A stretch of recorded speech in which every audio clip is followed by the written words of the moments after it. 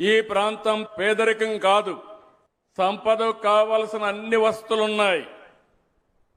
కానీ ఈ ప్రాంతాన్ని పేదరికంగా చేసింది పాలకులు అనుకోకుండా సరిగా చేయలేదు కాబట్టి మీకు ఇబ్బందులు వస్తున్నాయి. నేను అందుకనే ఒక్కసారి మీరు గుర్తుపెట్టుకోండి, నేను ముఖ్యమంత్రిగా ఉన్నప్పుడు చైతన్యం అనే ఒక కార్యక్రమం పెట్టాను. ఈ ప్రాంతంలో ఉండే గిరిజనుల్లో గాని చైతన్యం తేగలిగితే ఇంకా అభివృద్ధి ఏమాత్రం ఆగదు, అన్స్టాపబుల్ అని ఆ రోజు చెప్పి నేను ముందుకెళ్ళాను. ఇంకో పక్క మీరు ఒక్కసారి చూస్తే గిరిజన ప్రాంతాలు అభివృద్ధి చేయాలని ఆలోచించింది తెలుగుదేశం పార్టీ, ఆలోచించిన నాయకుడు నందమూరి తారక రామారావు గారనే విషయం మీరు గుర్తుపెట్టుకోవాలి.